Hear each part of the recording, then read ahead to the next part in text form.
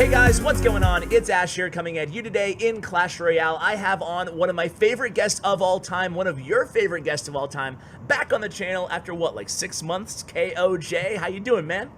I'm doing great, man. It feels really good to be on. I'm happy to Yeah, be. dude. I was out the other night and you texted me and you're like, dude, I got some ideas. I got some ideas that I need to come back on the channel for. So we're certainly happy to have you. Today we want to kind of talk about something that I'm asked all the time, right? Which is competing as a free-to-play player, how to get noticed as a free-to-play player, how to not let ladder absolutely drive you nuts as a free-to-play player, and just some general tactics and strategy. And when I say free-to-play, I don't mean someone who just never has spent a dime. I do mean those people, but also people who maybe spend like $10 gift card here and there, but it's not like they're dropping thousands into the game. So we're gonna get to all of that stuff in just a moment. But before that, you kind of wanted to call me to task, or at least a few topics that I had in videos in the past. So why don't you go ahead? The floor is yours. Okay. Yes. I'll be nice first. I want to say, You don't have to be nice, man. Don't hold back. but yeah, your fans. The last video, the comment section, man. It's anytime I was having a bad day, I could just scroll through the comments, and just my spirits would be uplifted by all the love I was getting. So yeah, dude, they loved you, man. Yeah, that was nice. But as far as the things I disagree with you, you had a lot of beef over Lightning and the Lightning nerf, and I'm actually very, very happy about the Lightning nerf. And when you had spoken about it before, you couldn't understand. They never made a word as to why they did it. My hypothesis anyway on why they did it and why it makes sense to me is because it took a lot of cards out of the game, such as, Wizard or Witch, things like that, which as soon as that nerf happened, I began to see more of them. So I like it for that reason, because it was just overpowering to those types of cards. Mm-hmm. I mean, the one drawback to it, obviously, is now, it was kind of a buff in a way to Musket, like 3 Muskie. Outside of that, though, allowing cards like the Wizard, the Witch, to have a little bit more room to shine, I think it was a good thing in the Lightning nerf. I think the same thing should happen to Poison. Really, it should get like a area reduction a little bit. So I definitely that's fair. Yeah, that's fair. In those cards, you're right, because it doesn't, obviously it still kills those cards, but the fact that it's being used much less frequently is testament to those cards having a little bit of space, like you said. Even though they're not killing it, they at least they're somewhat viable, especially in mid-level ladder and stuff like that. And there was something else too. It wasn't what I said. I think it was what a pro said, right, on the channel. Yes, I listened to one of your podcasts the other day, which I do every day, but in particular, one of my favorite videos you've had recently was the one with Colton talking about fixed cards. So I hope that he hears this, because I'm calling him out. We had a lot of the same viewpoints, but we just ended up at different conclusions. Because I'm a total fan of fixed cards. I completely think that it should be a part of all of the game. You should be able to set everything to the way that you want it. Because he had a bunch of complaints about the random order and how it was affecting him in tournaments and how it cost him money and things like that. And you would think that would be enough to propel you to say, okay, we need the cards to be fixed, especially when we're talking competitively. And the one argument against fixed cards that I heard was, oh, we don't want things to be too cookie cutter, it'll get boring. And the comparison was chess, and chess isn't boring because it's the same thing every time. Chess is boring just because chess sucks. We're not in 1782 anymore. Aw, come on, man. It was just I didn't like that as an example. As every other game, especially competitively. I don't know if you're into, like, let's say a sports game. If you play Madden, you have your roster set, you have your custom playbook set. Everything is set exactly the same way, and you run exactly what you run every game. And I guess that would be cookie cutter, but it never gets boring. You keep playing it because you play a different opponent that has a different cookie cutter strategy that they have created, and you put your strategy up against theirs, and the variables between the differences between the two strategies are going to create a bunch of different outcomes in each game. And that's the same way with Clash Royale, especially a game that doesn't have a very high skill gap. So it definitely should be, fixed cards. Because, in my opinion, the game is already cookie cutter. You have about like 5 of the same meta decks that we see constantly over and over and over and over again. So it's like it's already cookie cutter. The beginning of every game is just trying to like cycle to the cards that you need to get to the order that you want. And once you get to the order that you want, then the real game actually starts. It's like, why not just let the game start at that point? I'm in agreement. I'm in agreement with you, and I don't think I did a good enough job kind of sticking up for that point. As someone who actually likes chess and sports, I think that I can speak to the middle in saying that a lot of people treat card order 2 like every card's going to be in the same order the whole game, and that's not the case. It's just the beginning. It's just the in the order that you play them after that. There's billions and billions and billions and billions of possible outcomes, right? So it's not like, I think people look into fixed card order and maybe thinking that it's going to make the game boring or something, but it's not that dramatic, I don't think, of a change to the game. Do you? It's not a change at all to the game. It puts more of your control in your own hands, which is what I don't like. The last time I was on your channel, I was running a Giant Skelly balloon deck, and that deck had Tombstone in it and Tornado, which are both counters to the Hog.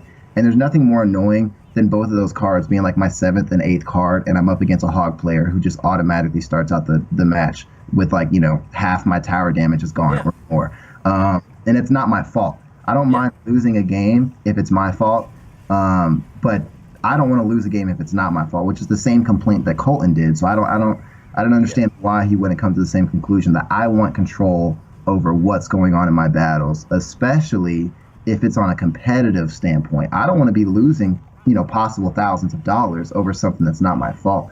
That would infuriate me. And it was funny to hear a bunch of complaints about Graveyard back in the day being like random, but all of a sudden we don't have the same passion towards random cards. So it just, that kind of mind-boggling to me to a little bit.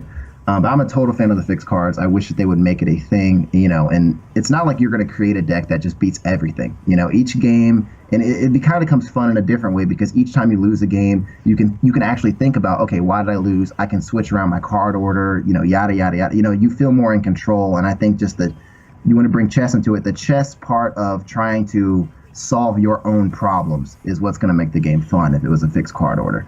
Yeah, I agree. I agree with that. So moving on to the free-to-play stuff. So are you 100% free-to-play, or are you just kind of like mostly free-to-play? 100% free-to-play. 100%. All right, man. Then you're the guy to ask. So you've been playing the game for 2 years or whatever.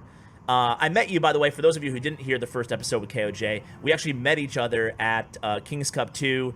You told me that you were thinking about maybe leaving the game, quitting the game. This might be the last time you ever see me or see any Clash Royale type stuff, but yet you're passionate enough to go to King's Cup 2, although you were from the area. So, catch us up with where you are in the game as a free-to-play player, and then kind of transition into maybe, your biggest tip to compete and keep the game fun as a free-to-play guy. Yeah, I mean, first of all, the reason I continue to play the game is because of your videos. Every time I try to walk away from it, I watch one of your videos. It gets me kind of hyped back on it. So shout out to you on that one. Thanks, KOJ. I appreciate it, man. Yeah. But I've watched a lot of your other, players talk about what it's like to be, free to play and like advice. And I disagree with a lot of things that they say. I don't know if they're 100% free to play like me, which is why I would say, I probably disagree with them.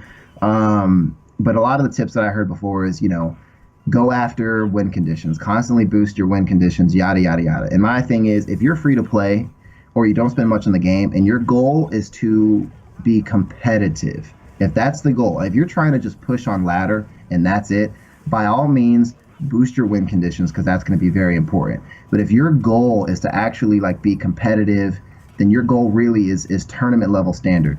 So if that's the goal, I wouldn't advise upgrading your win conditions. Instead, I would advise upgrading cards that each level really matters. For example, like a win condition would be a giant. The difference between a level like 9 giant and a level 10 giant isn't really going to be too much different tournament standard versus ladder. However, the difference between like a level 9 musketeer versus a level 10 musketeer is a huge difference on ladder and tournament standard because of like an over-leveled fireball. Mm-hmm. So why I tell people, if your goal is to not just boost yourself on ladder, instead it's to be competitive like a tournament level standard, then you need to boost those cards, the ones that are each level really matters. So you have Musketeer, E-Wiz if you can upgrade him. I know that's difficult because he's a legendary. You have Mini P.E.K.K.A because Mini P.E.K.K.A kills like a lot of things in one shot. But if he's one level below like a Musketeer, for example, he no longer kills it in one shot. So cards like that, if your minions are getting zapped and killed, those are one that, or vice versa, your arrows aren't killing minions. Those are the things that you need to upgrade to match tournament level standard. If that, so that's my viewpoint on it. So it comes down to each player. If you're just trying to boost on ladder, have a lot of trophies, boost your win conditions. If you're trying to be competitive at tournament level standard, try to make your cards as much reflective of what it's like to play in a tournament as possible, so you can play on ladder and it feel like tournament standard. Does that make sense? Yeah, it does make sense. You're focusing on like the most valuable interactional profits that you can make when your card upgrades. So would you advise people how would you advise people to spend their time? Let's say they want to be a better player. Obviously, everybody does.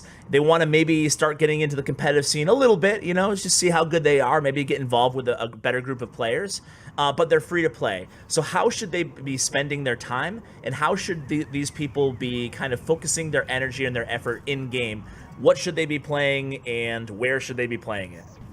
Okay, if you're free to play, I mean, you're going to spend a lot of your time on ladder, and I know that sucks, but it is what it is. So that's even more of a point to what I was making a second ago about getting those relevant cards so upgraded. You can emulate what tournament level standard would be like.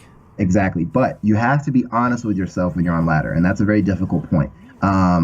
The reason is because you get emotional when you lose. This game is very rage-inducing. It is what it is. And I think, again, that's because of the random order of cards. There's a lot of games where you just feel like you lost and it's not your fault. You feel helpless, and that's why you get mad. But my thing is, if you're on ladder, look at where you are. I created a second account, and I think it's like a level 8, but I'm playing people who are level 12. I'm almost like in Legendary Arena. Oh, no, I am in Legendary. I'm almost in like the bronze, like at 4,000 trophies. I'm almost there. But it's like, if I lose a lot of matches up there, just because I'm 4 levels underneath the people that I'm playing. So if you're one of those people that's playing, you can't let that get to you that you're losing. You got to be real with yourself. You're 4 levels down the majority of the people that you play, and realize that's a testament to how good of a player that you are. Now, vice versa, if you're level 12 and you're around where you're playing a bunch of level 8s, you may need to work on some things, So that's tip number 1 as far as like keeping it under control over ladder. Realize where you are, and if you're playing people who are the same level as you, then you're probably an average player, and there's nothing wrong with that. But that tells you that you have room for growth. But as far as like getting noticed, there's a lot of venues out there. I know that you are running a path to pro type of thing, and I know that you on your Twitter run a lot of tournaments, in which I need to make a Twitter just so I can play in those tournaments, get some of those free cards. But I know that you do that, and so there's tons of things out there if you just do a little research, or you can play on the path to pro, or do like tournaments that to get your name out there and to become noticed. There's a lot of pro teams that are also always recruiting. Right now, I'm a part of the new pro team called the Non-Meta Musketeers, which is the NMM for short. And we have tryouts consistently. So anybody's welcome to come try out for the team, and you'll come in and you'll just like play a few of us, and if you win, you're in. And then at that point you're playing to become a part of like the starting team. So if anybody's wanting to do that, feel free. Since we're new, we're always looking for growth at the moment right now anyways, but there's a lot of venues. You just have to be willing to put in the time to search where you want to go. That's a good point too, because like if you're new to the competitive scene, sometimes, and I'm not saying there's anything wrong with being a newer esport team, but sometimes it's advantageous to both you and the team to join kind of a newer team too, right? So you can, maybe you can stay there and grow with the organization, or maybe you can, dominate and say, hey, I could probably move on to another one too. There's a lot of different avenues you can go from there, but in terms of, and by the way, those Path to Pro and the tournaments are all sponsored by Plex Chat, so I should mention them. And I do daily tournaments every single day, 10Ks, and I stream them. So I think that if you win a bunch of tournaments, like win or place top 5 in a bunch of 10K tournaments, you're kind of building a portfolio, resume kind of for yourself in the game, which you can screenshot and present to whoever and be like, hey, this is what I got, this is what I've done, you know. And I think that really helps you, especially tournaments as a free to play player. When you finish high in 10Ks, I think it says a lot about your skill level. Anything, KOJ, anything else besides just the, you know, everything that we covered so far? Is there any tactics maybe in game that you apply? Any cards that you prefer playing when you don't have like max level cards in general? When you don't have max level cards, you have to be a little cheap. Which is why I love to use giant skeleton. Yeah, I was gonna say. I just gave you I opened the door for you to mention your giant skeleton. I love the giant skeleton for that reason. It's just, you know, my highest level card, period, in the game is still 2 levels below max. I don't have a single card that, you know, so all my commons even are still level 11. My rares are level 9, and my epics are level 6. And then, you know, my legendaries top ones are level 3. So I don't have a single card that is 1 away from max even still. So, you know, my thing is I like to use cards that give me a ton of value, you know, even though they're underleveled. So I play a lot of maxed people where I am. Once you hit around like 4,500 trophies, it's just, you're running into nothing but max accounts. It feels that way anyway, or very close to max accounts. So, you know, I love the giant skeleton. I could just drop him down, and, you know, again, Don't worry about it. Not have to worry about it. You know, so you have to play cheap. I do like to use a lot of tombstone for the same reason. It's just when you're underleveled, you have to let your towers do the work. You really do. You have to let your towers do the work. So it's cards like Tombstone, Tornado, things like that, I think hold a lot of value to underleveled players, because it allows, like, your Tombstone allows your towers to keep chipping away. And all, you know, Tornado obviously, you know, activates the King Tower. So stuff like that. Ice Wizard is a very good card defensively. It gets a lot of value. It doesn't die to a spell. Again, you know, so when you're underleveled, the cards that don't die to spells are very advantageous, you know. All great points, by the way. Yeah. So yeah, that's my viewpoint. And they have the new cards that like the Hunter. Oh my God, I love the Hunter. You know, so I do think it needs a little bit of a buff. I just think that it needs either a little bit more health or a little bit of a faster firing rate. And I agree with that. It'll be good. That's all that it needs. But as far as like the concept, like, what a creative card. I loved it when it came out. I'm not the biggest fan of the Magic Archer, actually. However, aesthetically, I don't know who designed the Magic Archer, but the Magic Archer is beautiful to look at. I'll tell you that. Like, the Magic Archer is so pretty. The wizard stopped combing his afro mirror just to look at him. You know, it's like that's a beautiful card. But as far as like his actual like playing, I'm not the biggest fan of the Magic Archer. I think he's definitely underwhelming. I do get that it feels very cool when he starts chipping away at the tower from a distance, shooting through another troop. That feels awesome, but it's just that's too few and far between. And I'm just not I don't think he's very he's not consistent enough for me to rely on him. All right. Well, I have opinions, but I'll save them for both of those cards. I kind of agree and I kind of disagree on both of them, but I do want to mention one more thing before you let you go, because you had like a really cool idea for tower abilities, and it's transitioning a little bit away from the free-to-play conversation, and you wanted to share what you had in mind there? Yeah, I do think that some major changes could be made, like, to the game, or they're small changes, but I think they would be, for the fans, it'd be huge for us. I mentioned in the last video like a tournament ladder, which I still really wish they come out with. Not to be, not obviously it can't be consistent because they got to make their money, and if they make a tournament ladder, no one will spend any time on the actual ladder. So I think that'd be a fun event, like once every month, even once every 2 months, where they just, you know, for a weekend we'll do tournament level ladder, and man, I bet you the game would blow up on that week. Everybody would be on. Agreed. You know, so I don't see the harm in that. It would allow a lot of players to be able to use a lot of those underleveled legendaries for a change, and then maybe using them would entice them to spend money to, you know, invest in those legendaries at that point if they find a deck that they like to use with them. So I don't think it would hurt the game for them to do that every once in a while. But as far as the towers go, I think that what they should do is allow us to customize our towers, but not aesthetically. I don't really care about that. I'm an old head.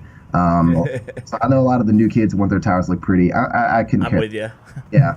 But as far as like the actual gameplay of the towers, I think that those should be customized. And what I mean by that is right now we have the towers just they have their distance and they shoot single arrows and that's it. That's all they do, which I think is the problem with there being so many swarm units in the game. And Supercell keeps adding these cheap cards to the game. They keep adding them over, it's just whether it's Goblin Gang or, Skeleton Barrel, and they just keep adding these cheap swarmish type cards, which keeps adding to the problem because it takes single shot units out of the game, really. You have to have splash. You have to have it. Because your tower only shoot single shot. Your towers don't do splash. So cards like Musketeer don't really get a lot of love, outside of Three Muskie, obviously, but like single Musketeer, outside of a few niche decks, however you say that word. Gotcha. It's just a lot of those cards don't get a lot of love. You're definitely, even in like Hog Cycle, I feel like the Executioner version is much better just because it accounts for, the splash. So my thing is, it would be a very interesting thing if they made towers to where you could choose how you wanted your tower to shoot. So you could have the normal version that we have right now, or you could make your tower do splash damage. You get what I'm saying? So then with like a smaller range. Right. Or something like that. They would have to balance it obviously. But if your tower does splash damage, then you could, since your tower is already accounting for the splash, you could run a lot of single shot units. And then if someone's running like bait deck or something like that, all of a sudden they ran into a problem if they play someone that's running a splash. People would have to be much more creative in the decks that they build. Other options that I think would be very interesting is increasing the range of your tower, but it does less damage. So like if you, really hated siege, you could choose your towers to do, shoot across the bridge, but they do significantly less damage, right? But you could make a deck that's very heavy, hard hitting, up close and personal. So if you're not playing siege, you play something like a golem or something, you have like a lot of heavy hitting cards to account for the weakness in your tower shooting long range. And vice versa. You can make your tower shoot really low range where like it gets outranged by even like a Musketeer, for example, but it does a heavy hitting amount of damage. You get what I'm saying? So I get it. I like that. I like customization. It just, like you said, it opens the door for more strategy, Exactly. And I think that if Supercell's really big, or if Colton's really big on not having fixed card order and keeping it random, I think that being able to change your towers would solve. I wouldn't care about random card order at that point, regardless. I think the meta would explode because there would no longer be like 5 meta decks and that's it.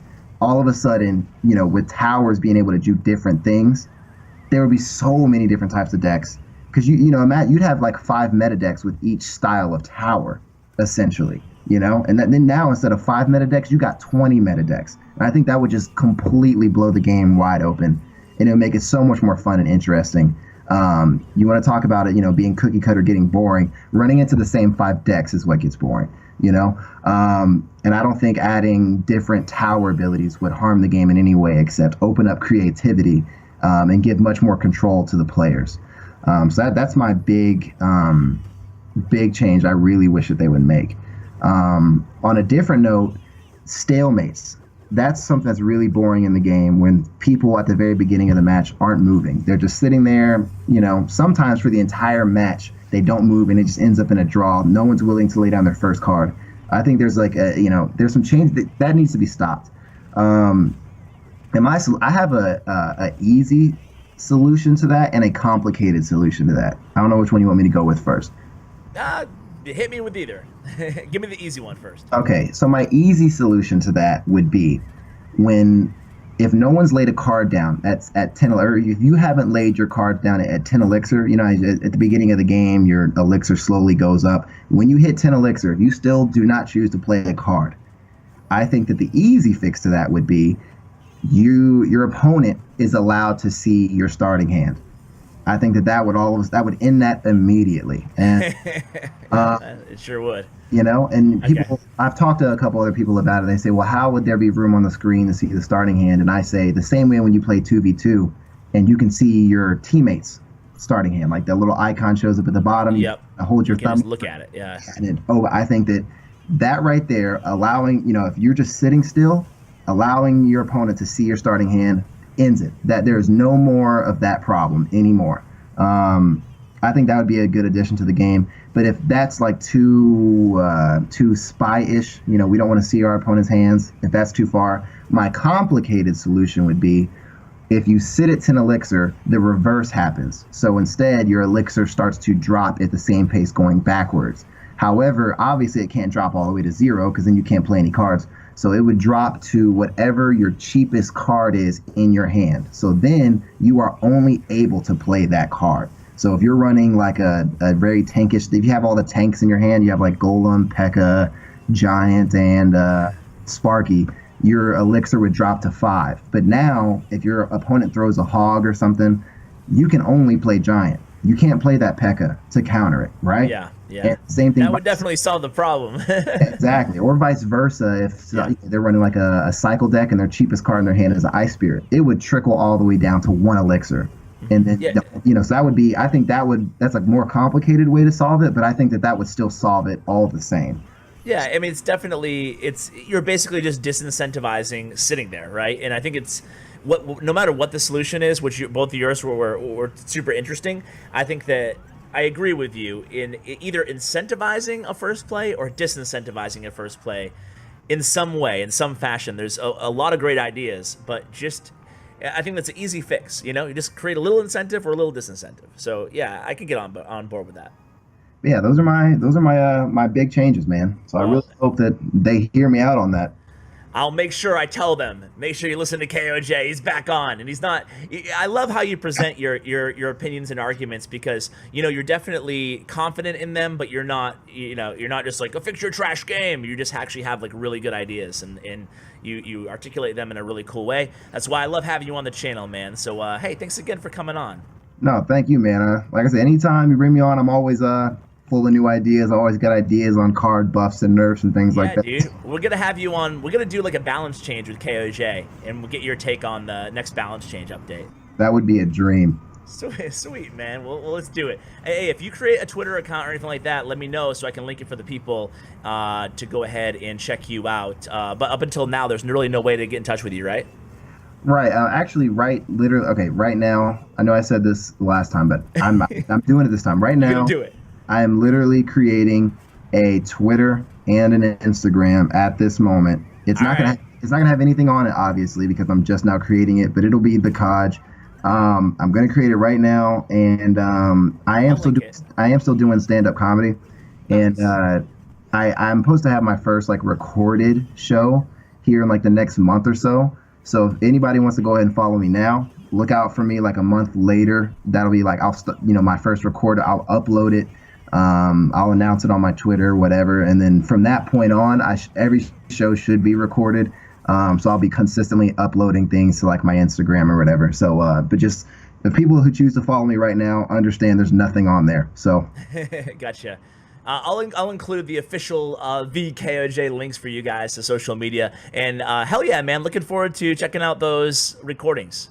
Yeah. Well, side note on that, by the way, if you are underage, parental discretion advised, right? Yes. I'm very nice on your channel because this is a very family friendly channel. So anybody that's expecting family friendly and comedy, be warned. All right. So yeah, that's pretty much it. All right, man. Sounds good. Thanks again for coming on, man. Always enjoyed chatting with you. No problem, man. I want to give like one shout out to Chris. I didn't do that last time. And to all the boys at the Non-Meta Musketeers. And I'm looking forward to anybody watching that comes to try out with us. It'd be great to talk with you guys. And any tips, any questions anybody has, you can reach me there. So. All right. Sounds good. Non-Meta Musketeers. I'll include I'll include a link to anything that KOJ provides me to. Anything will be in the show notes in the description, guys. So, hey, thanks again, man. Appreciate it. No problem, man. Thank you. All right, guys, that's going to do it for today's video. Hope you enjoyed it as much as I did. Huge shout out to the KOJ for coming on and to Bren Strong, my YouTube partner. Check out his information as well in the description below. Guys, thanks so much for watching. And as always, take care, guys.